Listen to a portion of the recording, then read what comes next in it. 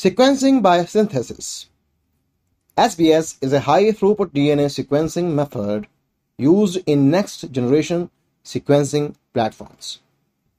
The technology uses SBS to detect individual DNA bases as they are added to a growing strand. The steps involved in the process. Number 1. Nucleic acid extraction. So the first step in Illumina sequencing is isolating the genetic material from samples of interest. Second, library preparation. Now the process starts with DNA fragmentation, where the sample is broken into smaller fragments.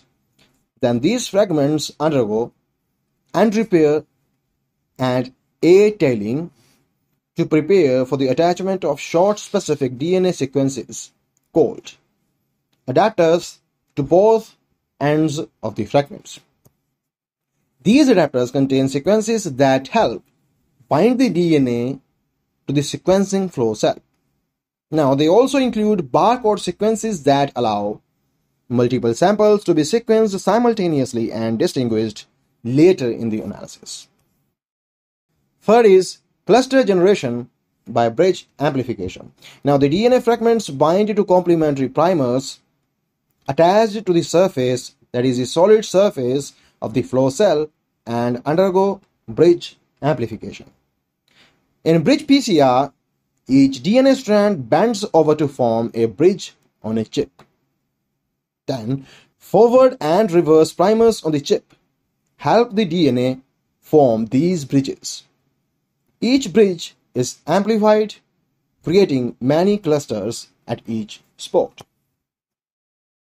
Finally, sequencing. Then 4 types of fluorescently labeled nucleotides are added to the flow cell, and for each sequencing cycle, a single labeled nucleotide is added to the growing nucleic acid chain. Then the nucleotide label serves as a terminator for polymerization, and after each incorporation, the fluorescent dye is imaged. Then a camera captures the fluorescent signal from each cluster, thus identifying the base. The fluorescent tag is then cleaved and the process repeats for the next cycle. Finally, data analysis. Now the sequence of fluorescent signals is converted into the DNA sequence. This was all. Thanks for watching.